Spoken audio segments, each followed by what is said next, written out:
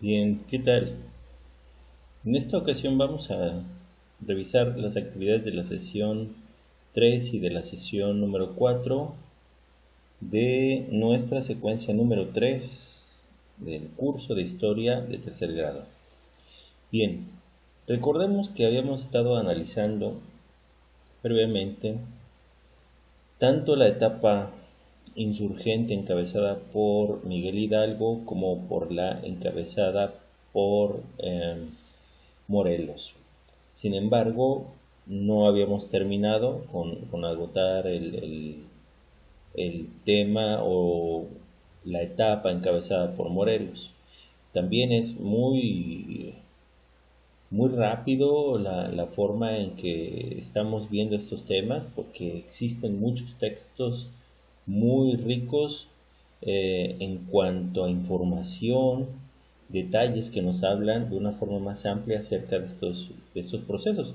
Incluso vamos a terminar de ver esta secuencia y no habremos concluido con el proceso de independencia. Pero bueno, vamos a comenzar con las actividades de la sesión número 3. Recuerda, como te he venido mencionando en todos los videos, el subrayado es una herramienta para poder seleccionar lo que es importante. Nos permite reducir la cantidad de información y además te recomiendo que este subrayado lo trates de adicionar en tu cuaderno, ¿sí?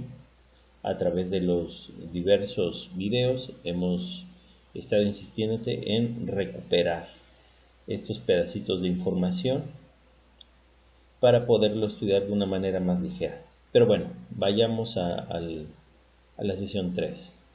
En la sesión 3, que dice el regreso de Fernando VII y del absolutismo, recordamos que en algún momento habíamos mencionado que uno de los pronunciamientos de Miguel Hidalgo en su etapa como cabecilla de este movimiento insurgente estuvo la expresión de Viva Fernando VII.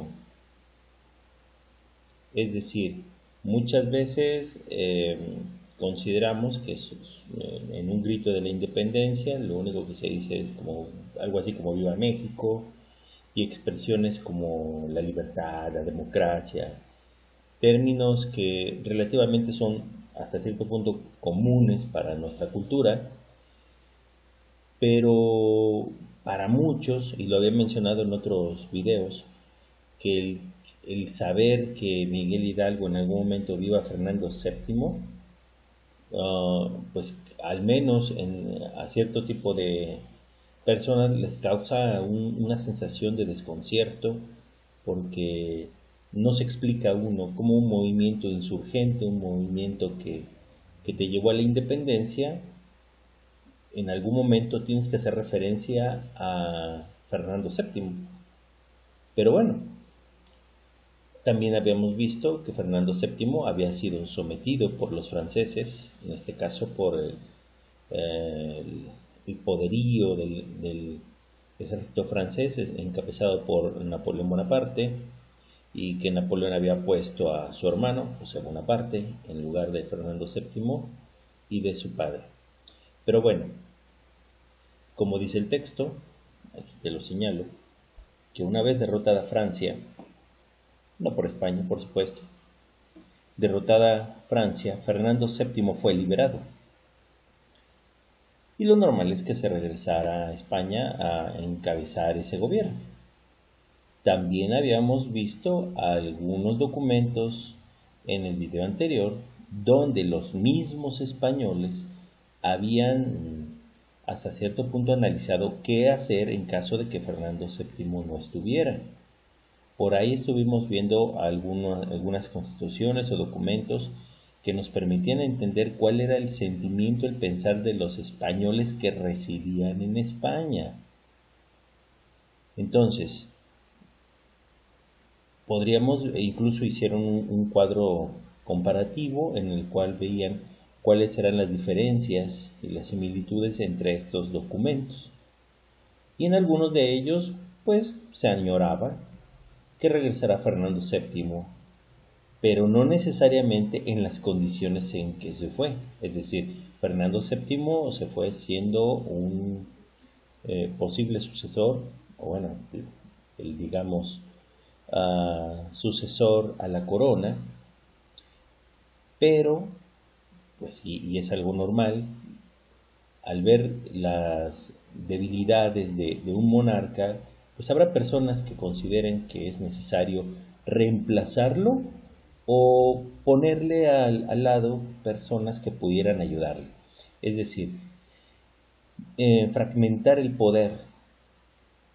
De alguna manera ya no todo el poder iba a estar en manos de Fernando VII, sino iba a estar dividido. Sí, a lo mejor, como algunos documentos se podía leer, una parte de ese poder iba para Fernando VII y otra para los poderes, por así decirlo, ¿no? Que de alguna manera estos poderes iban a estar respaldados por el pueblo.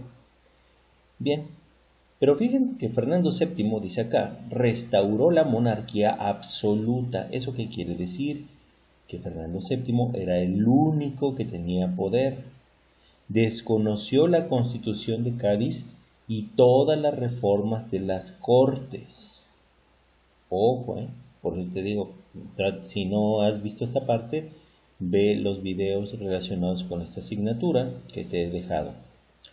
Ahora, con la restauración, es decir, con el volver a colocar a Fernando VII en la monarquía, dice aquí, en América se endureció el combate a la insurgencia en la Nueva España.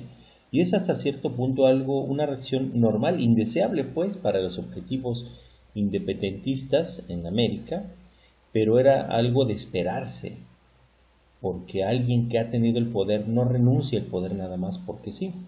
En este caso Fernando VII lo había perdido a manos de los franceses, pero una vez que lo recuperó, lo normal, al igual que sus seguidores, era recuperar ese poder, porque Fernando VII, recuerda, es una sola persona y por sí solo no podría haber hecho esto.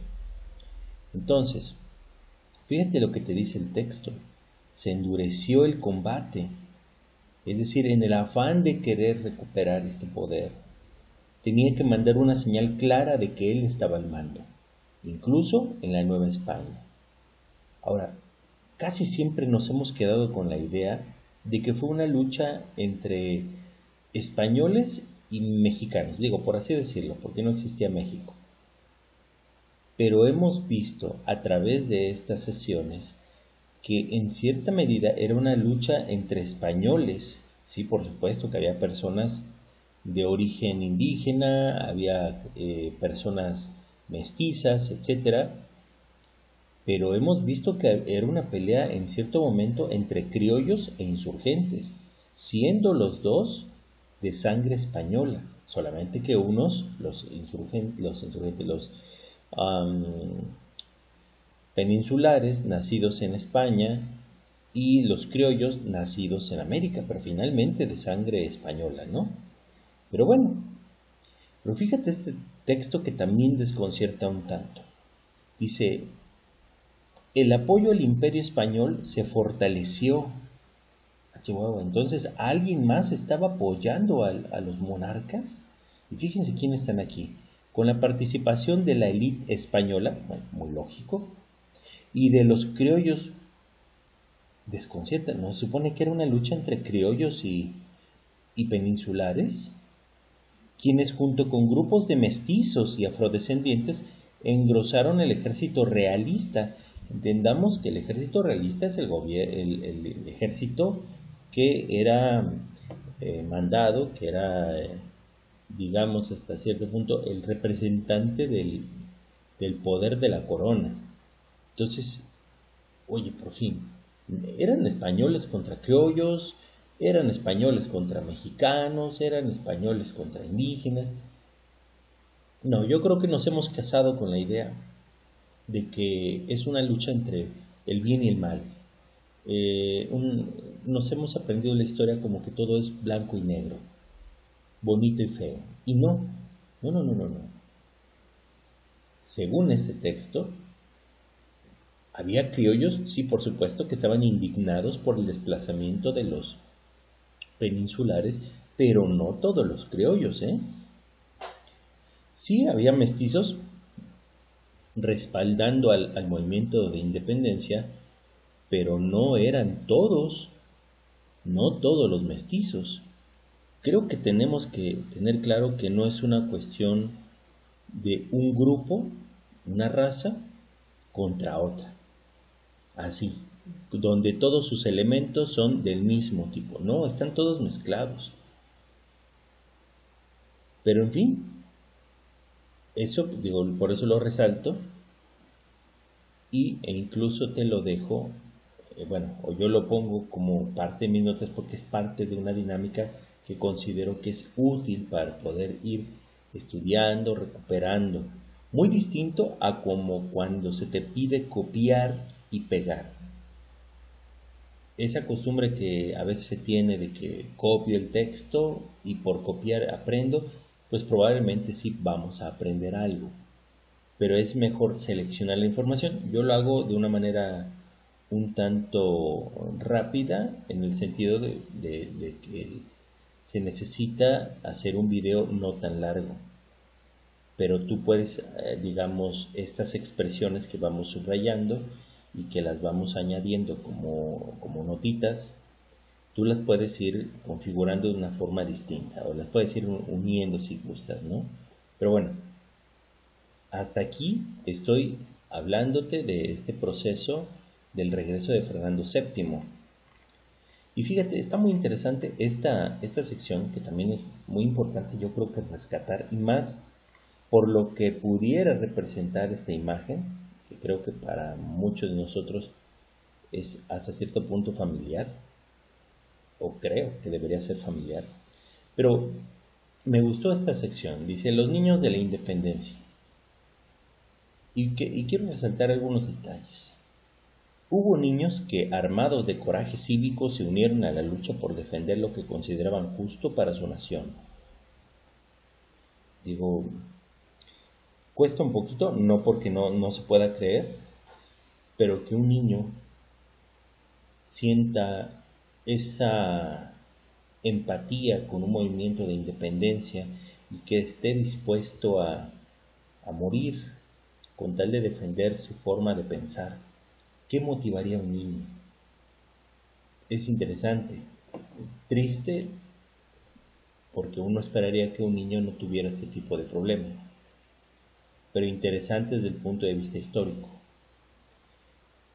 Y nos menciona el texto, niños y jóvenes entre 8 y 16 años ingresaron a las filas insurgentes. Por ejemplo, Juan Nepomuceno Almonte, 8 años. Debe haber alguna razón por la cual estamos mencionando algunos de estos personajes. Ojo, no vamos a hablar ahorita sobre ellos. Probablemente los vamos a ver después, algunos de estos. Juan Nepomuceno Almonte, 8 años, 8 años. A los 8 años estarás, ¿qué? ¿Segundo año? ¿Tercer año de primaria? Y ya estás participando, bueno, me imagino, no sé si este muchacho iba a la primaria o no, pero ya participando en un movimiento armado tan jovencito. Narciso Mendoza, que creo que nos debe de sonar, 12 años, sexto de primaria. En las fuerzas realistas, es decir, en el otro bando, Martín Carrera, 9 años. Mariano Arista, 11 años. Es decir, de uno y otro bando había niños jóvenes participando en este movimiento. ¿Cómo puede mantener un niño esta convicción de participar y de arriesgar su existencia? Y en parte no es por criticar, simplemente por cuestionar, por reflexionar y cómo es que se haya concebido como algo natural para la época. Pero bueno, entonces dice aquí, muchos de los niños que participaron en las batallas no lograron sobrevivir, murieron por los ideales de la lucha por la independencia. Bueno, y te vuelvo a decir, trata de rescatar algo en tus textos. Ahora, en la sección que se llama El Congreso de Chilpancingo y la Constitución de Apatzingán, ya habíamos mencionado sobre la necesidad, más en la etapa de Morelos, de crear un cuerpo de personas que estuvieran encargados en analizar, en estudiar, en determinar qué tipo de leyes, llámese constitución, podrían darle fortaleza al nuevo proyecto de nación. Pues miren, entonces este congreso o este grupo de personas había que estarlas cuidando, porque digamos hasta cierto punto, aunque ellos no eran precisamente los que llevaban las armas necesariamente, pero sí eran como esa parte de todo proceso ideológico, es decir, que lleva las ideas y las plasma en un documento para que haya otras personas que se unan, que se convenzan que hay un propósito superior. Entonces, en este caso, dice, el Congreso se trasladó a Apatzingán, en el actual estado de Michoacán. Pues aquí nos menciona algunos artículos, dice, esta es de la sesión del 22 de octubre de 1814.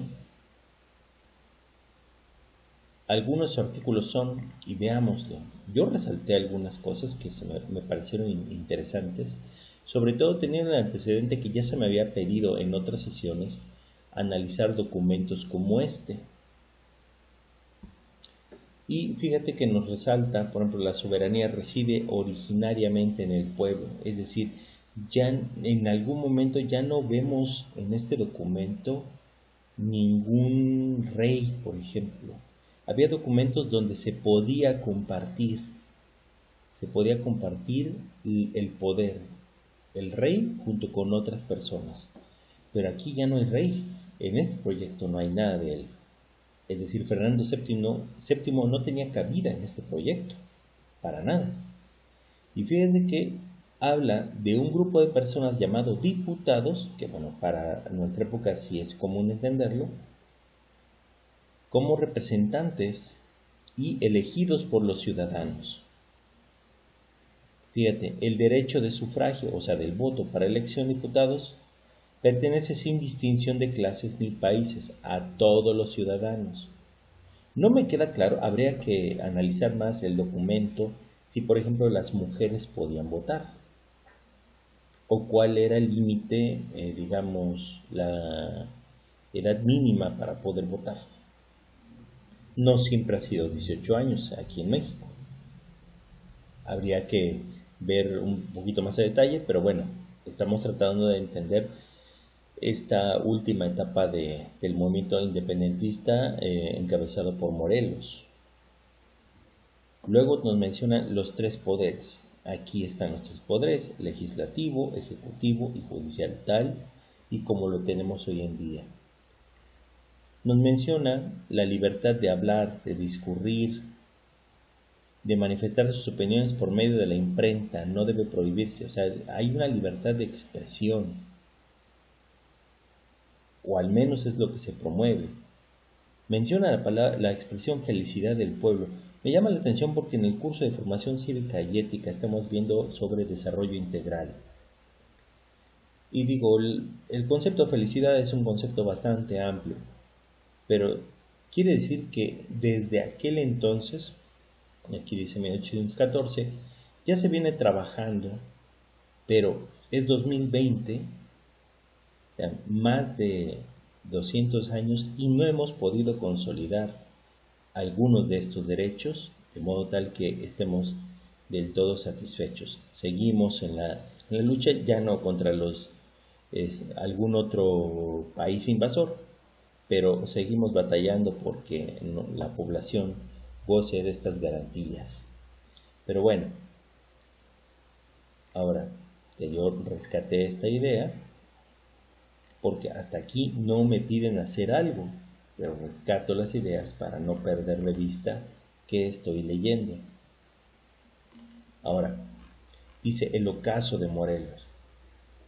El general Félix María Calleja fue nombrado virrey en 1813, A Calleja ya lo habíamos mencionado desde la época de Miguel Hidalgo, porque Félix Calleja era quien encabezaba este ejército que estaba a la persecución de todo aquel movimiento insurgente.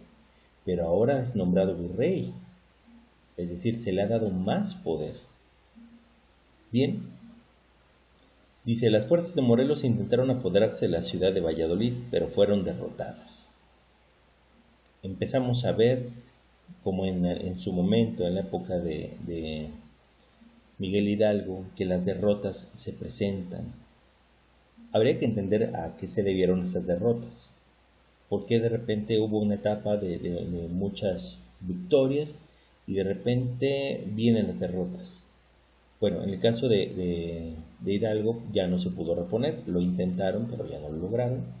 En el caso de Morelos, dice aquí, el Congreso de Anáhuac se desplazó de un lugar a otro después de ser desalojado de Chilpancingo.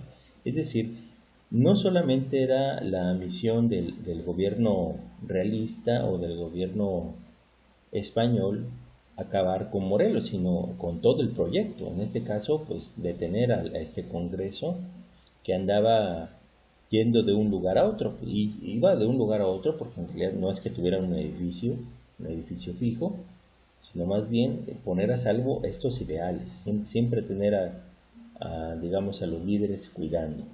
Y bueno, entonces aquí nos mencionan que un tal José Gabriel de Armijo y Agustín de Iturbide, creo que los veremos en episodios más adelante. Ojo, los realistas, Agustín de Iturbide, lograron contener a los insurgentes. Ante las derrotas militares del ejército de Morelos, el Congreso decidió concentrar el mando civil y militar del movimiento de independencia. Digamos, es como una medida extrema para poder, digamos, proteger lo poco o mucho que se tuviera en ese entonces. Ahora, aquí podemos ver las fuerzas de Morelos intentaron proteger la huida del gobierno insurgente, pero fueron interceptadas en Temalaca, Puebla. Morelos fue capturado el 5 de noviembre de 1815, fue ejecutado el 22 de diciembre de 1815 en San Cristóbal de Ecatepec, en el actual Estado de México. Después de la muerte de Morelos, la lucha por la independencia decayó, aunque Guadalupe Victoria en Veracruz y Vicente Guerrero en el sur mantuvieron vivo el movimiento independentista.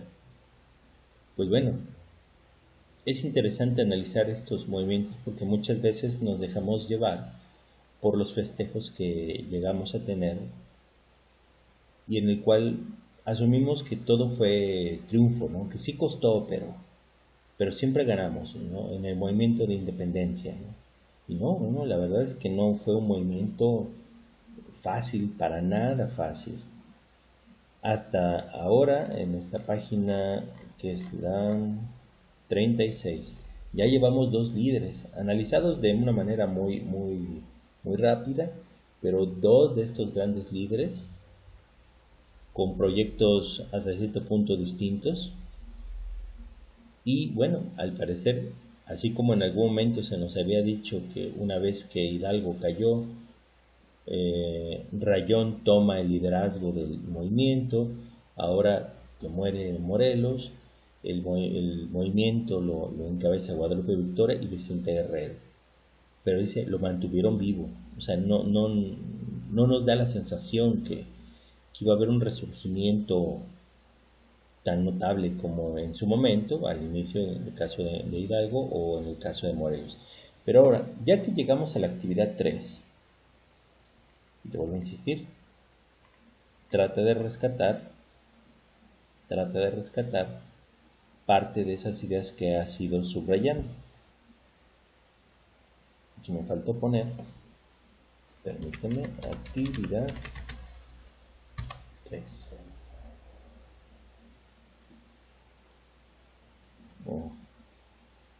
Vamos a poner un tamaño más grande, como hemos venido haciéndolo, para que ustedes lo puedan ver en el video. Ok, bien. ¿Y qué nos piden? Reúnanse en equipos. No te vas a reunir en equipo, lo vas a hacer tú solo. Con ayuda de su maestro, bueno, eso sí lo puede hacer, en este caso a través de este video. Dice, elijan un artículo para que analicen su significado. ¿De qué? De la Constitución de Apatzingán.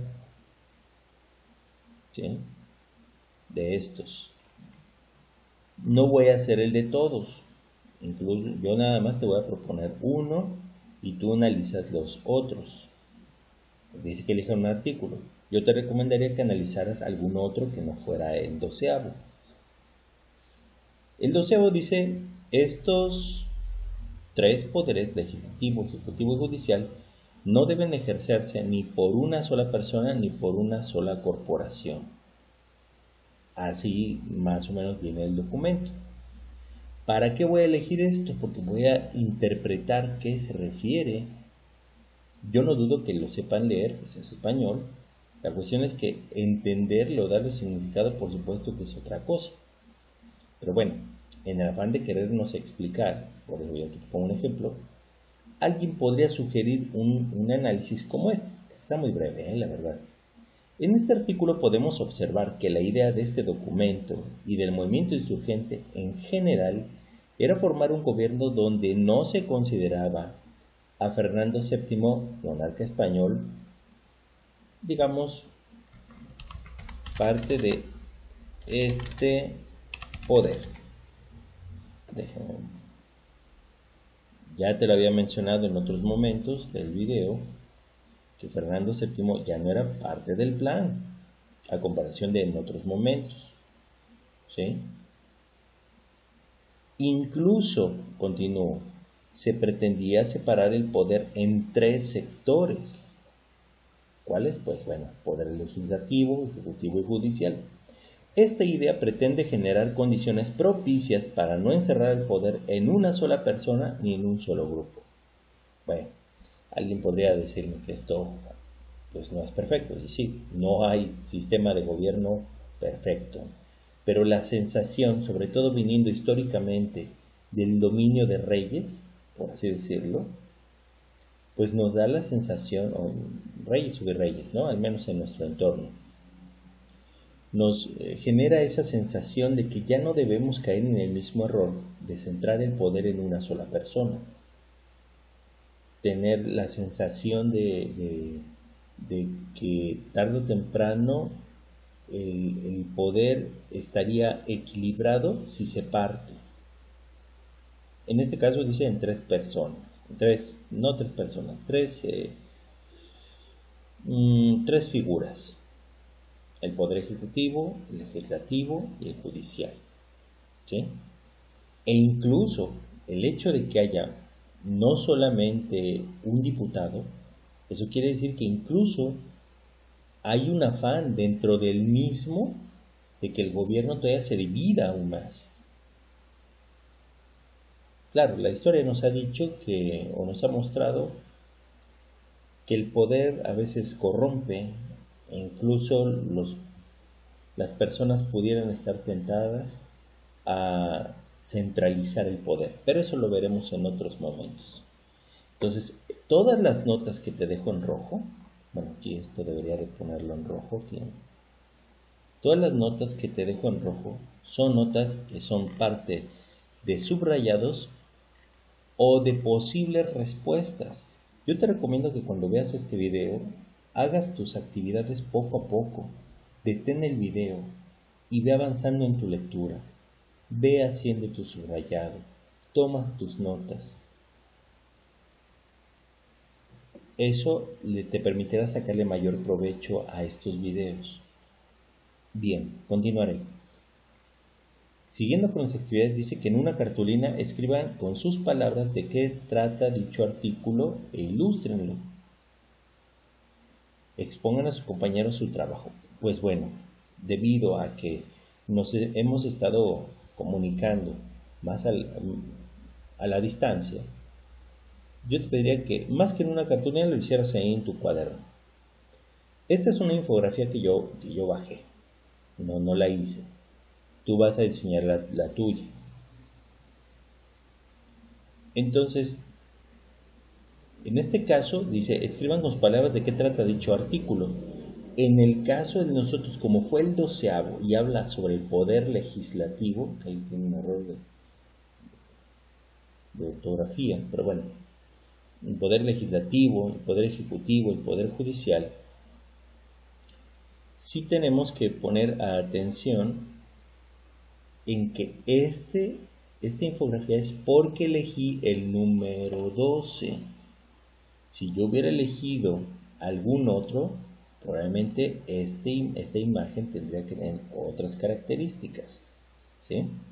Bueno, entonces, esta es una manera de representar los tres poderes, ya no a manera de enunciado como estaba aquí.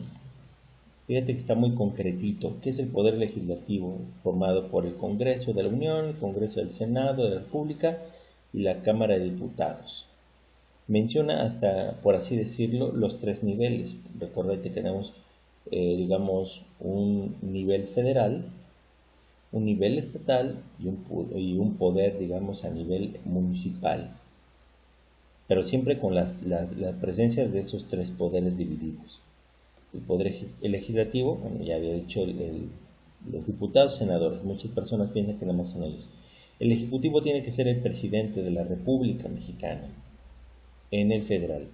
Y el poder judicial sería por la Suprema Corte de Justicia, formada por 11 ministros. Incluso pues, supone que debería estar dividido el poder, bueno, en este caso, por 11 personas. De ahí, pues a nivel estatal, está el Congreso del Estado, muy parecido a este cuerpo, pero obviamente con mucha menor cantidad de personas. En el caso del Poder Ejecutivo sería el gobernador del Estado y el Poder Judicial será el Tribunal Superior de cada Estado, de cada entidad. Y ya digamos, en su versión más pequeña, que sería la versión municipal, el Poder Ejecutivo lo concentra el presidente municipal, el Poder Legislativo sería su cabildo o el cabildo de los regidores, y bueno, el Poder Judicial serían los jueces municipales, dice aquí. ¿Sí? Pero te vuelvo a insistir, este es porque tomé el número 2. Tú vas a tomar alguno de los otros. Hay unos muy interesantes que puedes considerar. Luego te pide, elabora en tu cuaderno un cuadro sinóptico. Un cuadro sinóptico tiene estas características, estas llaves. De los artículos de la Constitución de Apatzingán, pues no vienen todos. Fíjate que si está aquí el 40, quiere decir que el autor se brincó varios. No te está pidiendo que pongas de todos. Considérate esto nada más.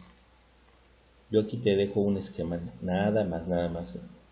Constitución de Apatzingán, sus distintos artículos, y en cada uno de ellos nacerá una llavecita que traerá información acerca de ellos.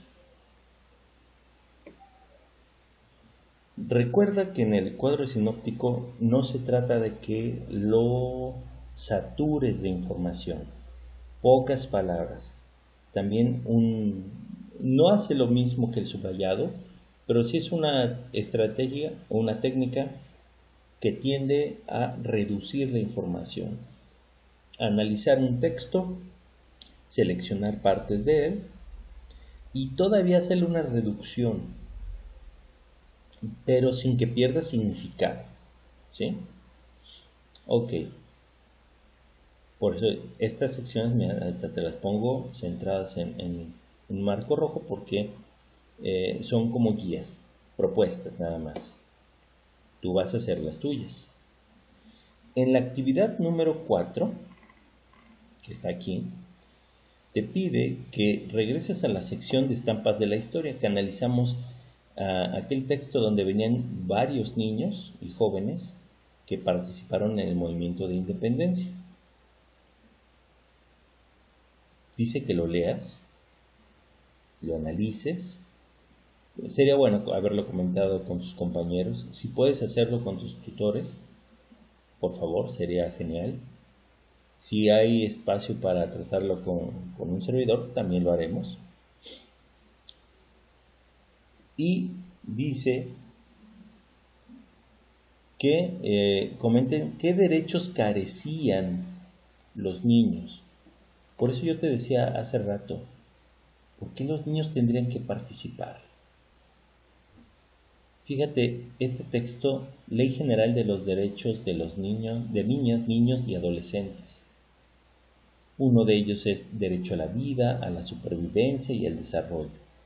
Otro, derecho a vivir en condiciones de bienestar y a un sano desarrollo integral.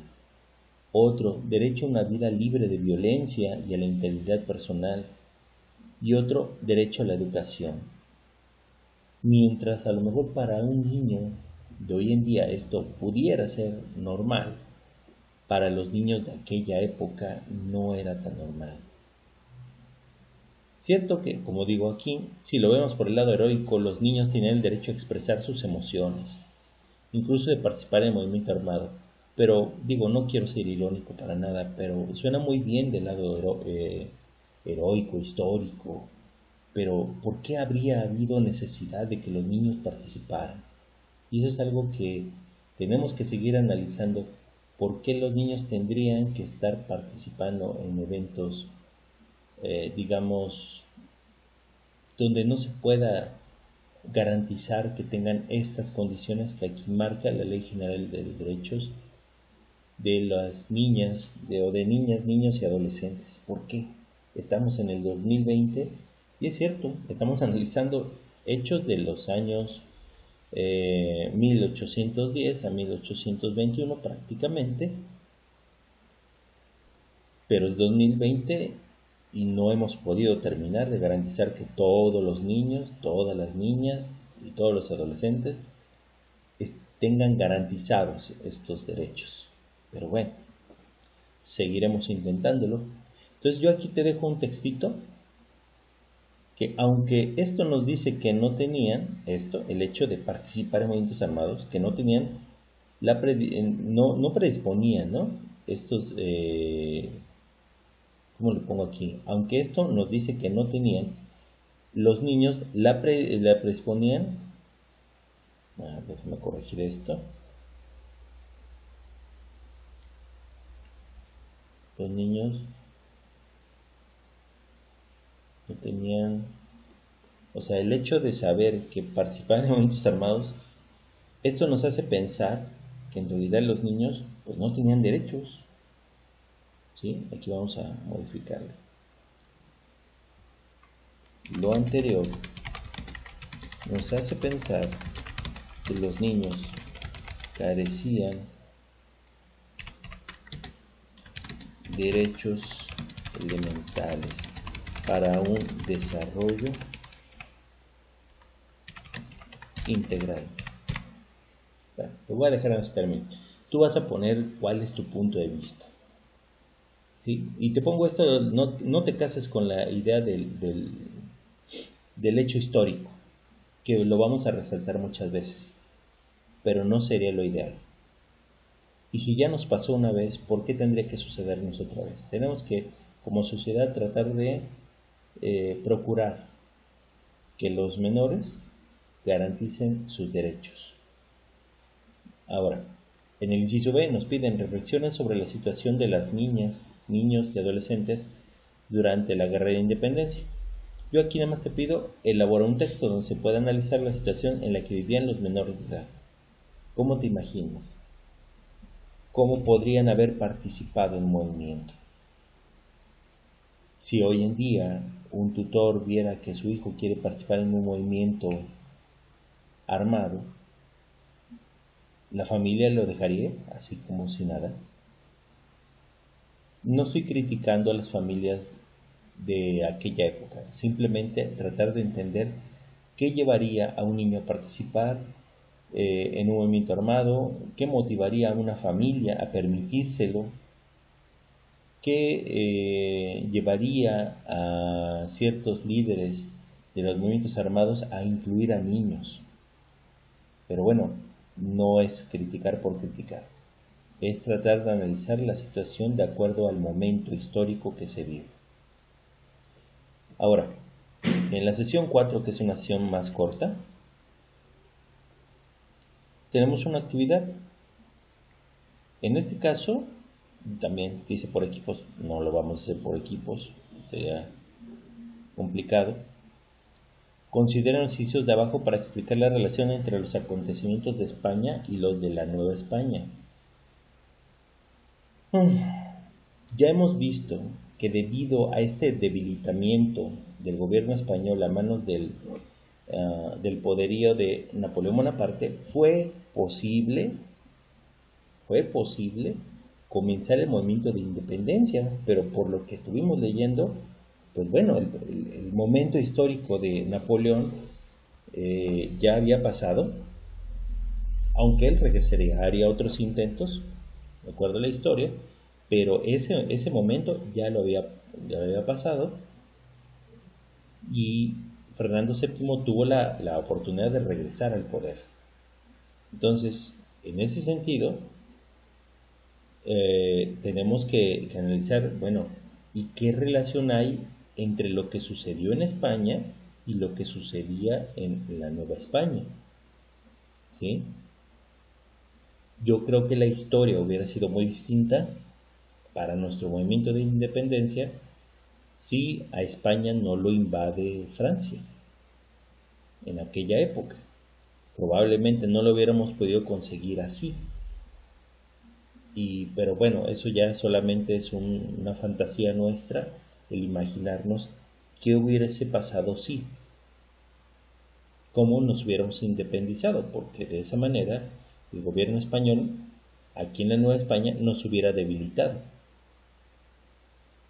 Pero bueno, entonces aquí yo te pongo un ejemplo, ¿no? En cuanto a analizar los cambios políticos promovidos por la Constitución de Cádiz. Regrésate también en sesiones anteriores. Hay secciones donde nos explican la Constitución de Cádiz. Ya te he hablado de ello en otros videos. Aquí te pongo, los alumnos explicarán por qué la Constitución de Cádiz había invitado a los habitantes de las colonias, incluyendo la de Nueva España, a no concentrar el poder en una sola persona, monarca, e incluso motivar a buscar la independencia. Porque también para los españoles fue un shock, fue un golpe muy importante para los españoles que estaban en España. También fue un golpe el que le hayan derrocado a su rey, no solamente la Nueva España. Entonces hay que darle un vistazo a lecciones anteriores. Y luego, la otra explicación es restauración de la monarquía absoluta de Fernando VII y su repercusión en la Nueva España. Ejemplo, y ahí te pongo, los alumnos explicarán por qué y cómo reaccionó Fernando VII una vez que fue liberado de los franceses. Ya te había comentado un poco antes acerca de que Fernando VII pues no iba a dejar perder todo lo construido a través de varias generaciones, y sobre todo con ese posible impulso motivacional que tuvo el haber regresado con sus compatriotas y tratar de recuperar la gloria que alguna vez tuvieron. Luego te piden lean la canción de Morelos, de autor anónimo y compilada por Gabriel Said, y con esta dice, escriba su propia canción a Morelos. Pueden mencionar alguna de sus acciones militares y de sus ideas desde que se unió a la lucha insurgente hasta su muerte. Compártela con el resto del grupo. Pues esto no va a suceder, la vas a compartir conmigo. Ya después, si en algún momento la situación nos lo permite y volvemos a estar juntos, ya la podremos compartir. Entonces, esta actividad se hará optativamente, más por el lado pensando en hacer una canción a Morelos. Pero la que sí sería esta, que dice, después de escuchar las canciones, escriban en su cuaderno una reflexión sobre la importancia de Morelos en la lucha por la independencia. Una reflexión.